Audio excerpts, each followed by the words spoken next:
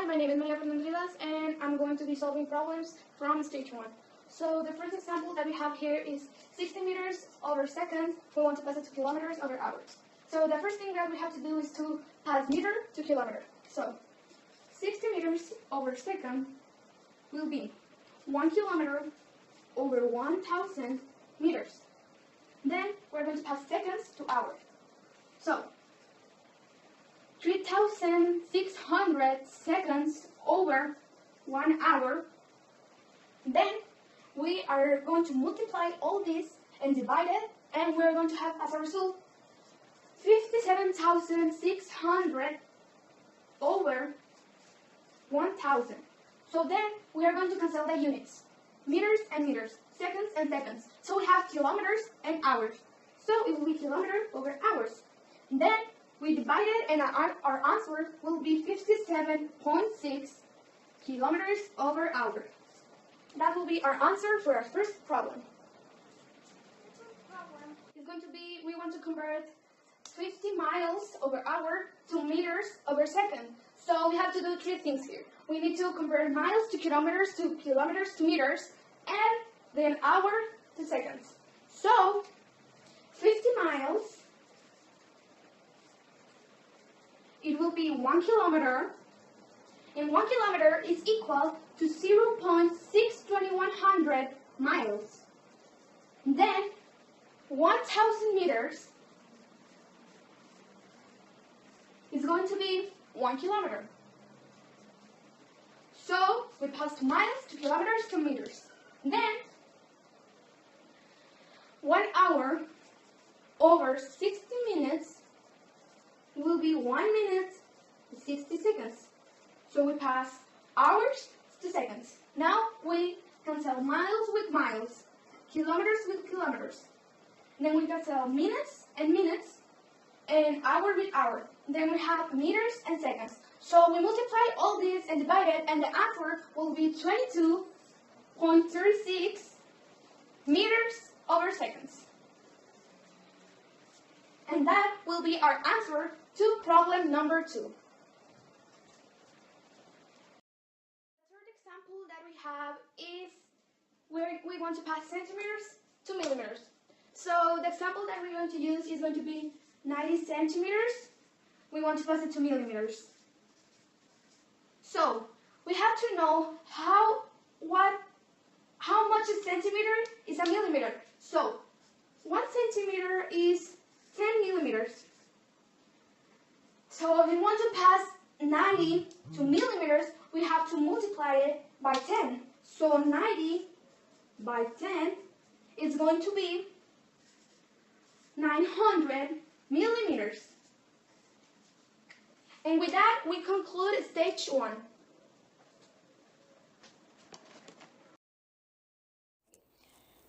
Today we are going to talk about a topic of the stage 2 named resultant vector. For this, first we are going to resolve this problem. The problem says if a displacement of 30 meters east is added another 15 meters to east, the resultant vector will be. For that, first we need the data. The data are the first 30 meters to east, that is like 30 meters east, and then the other data that are 15 meters east.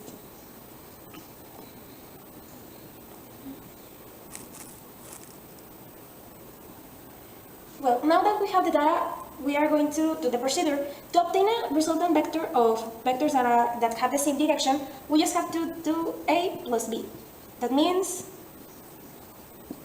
30 plus 15. And we obtain 45 meters.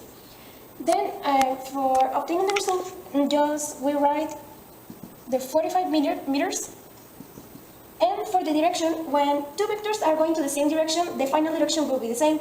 That means to east. And we're done. Okay, for the second problem, we are going to talk about how to obtain the resultant vector of vectors of opposite direction. For this, we have this problem. If a displacement of 45 meters to the north is added another one of 60 meters to the south, the resultant vector will be. For this, we first have to put the data that are 45 meters to the north The procedure just changes a bit.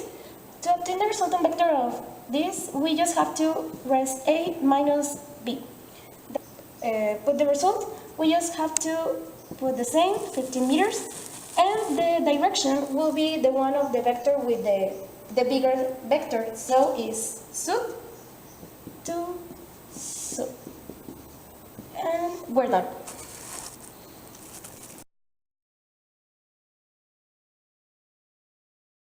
Well, today I'm going to show you how to calculate the resultant vector of vectors that forms an angle of 90 degrees. So to calculate the magnitude, here we have two formulas. So first, to get it, we put y to the square plus x to the square. Or you can use in the calculator this formula, and here you can see that we have the result and the direction. So to get the direction, we can and 4 divided by 2, and then the direction is 63.4.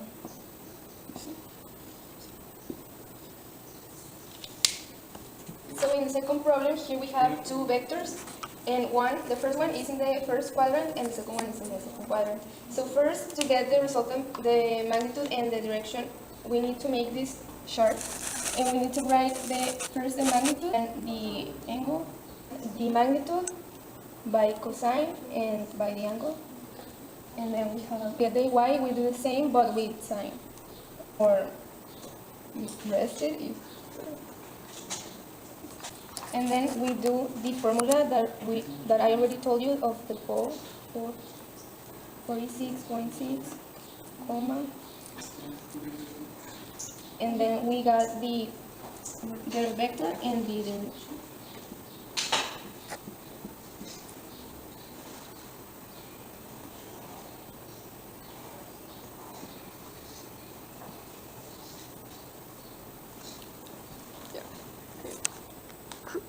Okay. The next problem is sub-stage 3 of uniform linear motion. Okay. The following problem is, in a baseball park, the distance from the pitcher's mound to home plate is 18.5 meters. If the pitcher can throw a ball at 50 meters per second, and considering that the speed is constant, how long does the ball take to reach plate? Well, our data is that the distance is of 18.5 meters and velocity is 50 meters per second. Then it's asking us for time. Therefore, we could say that we know that the formula for time is distance times velocity plus 0.4725 seconds.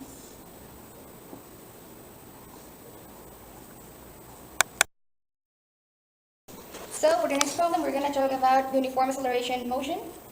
And the problem says, a car travels at a speed of 72 kilometers per hour. It trolley stops at a time of 5 seconds. Determine acceleration and distance before stopping.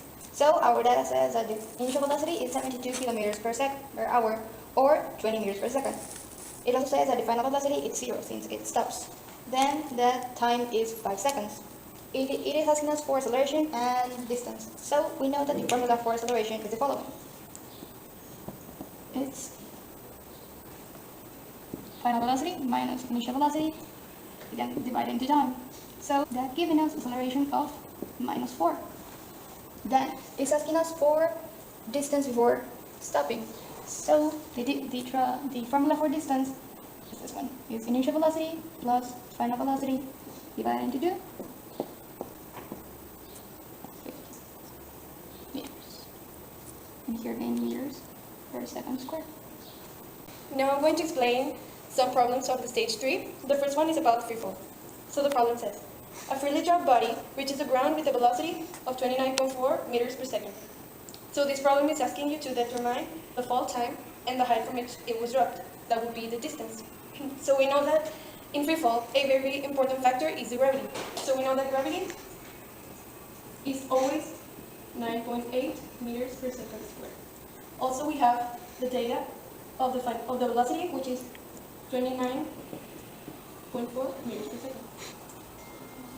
So to get the fall time, we know that the formula to get final velocity in the free fall, we know that it is gravity times time. with a 3 seconds. Next is asking us for the height, that means the distance.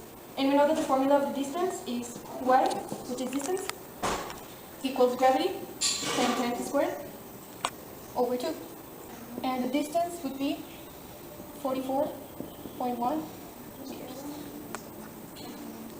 Now I'm going to explain a problem about vertical throw. The problem says, a baseball is thrown straight up and recovers 9 seconds later by the catcher. We have to determine the maximum height reached and the velocity after it was hit by the bat. So the first thing that you want to do to start solving these type of problems, like from vertical throw, is to make like a graphical representation. So this would be it. This is the trajectory that the ball followed, 0 seconds because it hasn't been thrown yet. And when it was catched by the catcher, the total time was 9 seconds. So we can assume that in the middle, which is the maximum height that the ball reached, was 4.5 seconds. So the first thing that we want to do is to get the velocity. The formula to get velocity is gravity times time. So in these type of problems, you want to split in half the trajectory. So we will work with this half. So we know that the letter B, 44.1 meters. Now, to get the height, we just want to follow the next formula, which is height equals gravity times time squared over 2.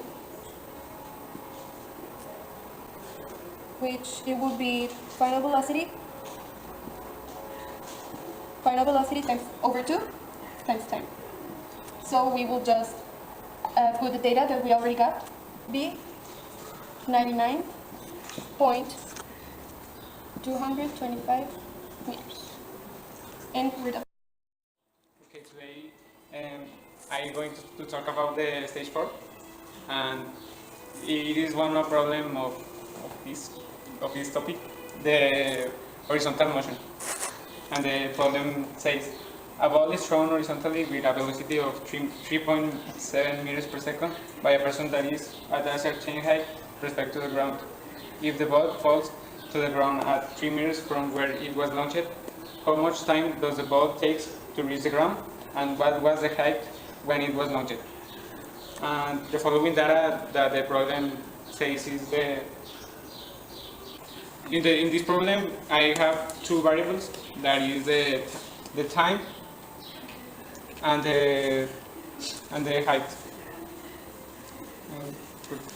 Okay, to answer the time, I need to follow in this formula, and if I isolate the time in the formula, I will have the time will be equal to x over b mu x 2.81 seconds.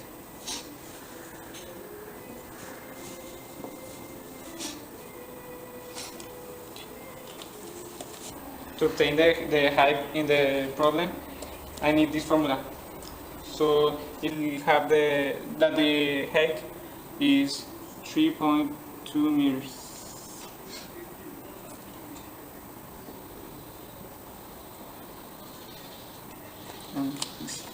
Okay, I'm going to talk about the parabolic motion. And one problem of this topic, it says, a golf player hits a golf ball using his golf club with a velocity of 3 meters per second with an angle of 64 respect the horizontal. Calculate the time that it reached its highest point, its maximum height reached, and its range. So I have this data, and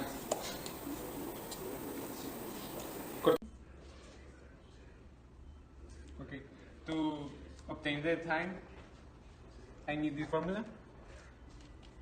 And if I isolate the formula to have the time, and if I change the values, the time will be 2.75 seconds. Okay, to obtain the maximum height, I will need this formula. And if I change the values, if I make the operations, the maximum height is 37.08 meters.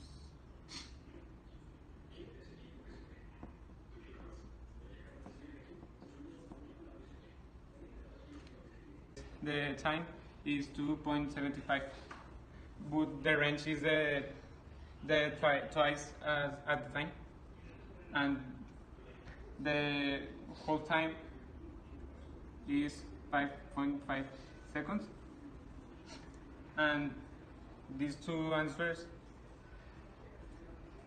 are the values that I need.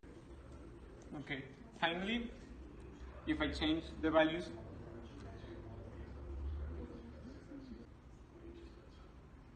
and the answer is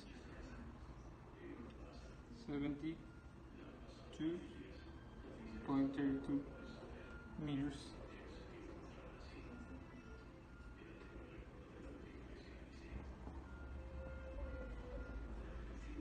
Stop.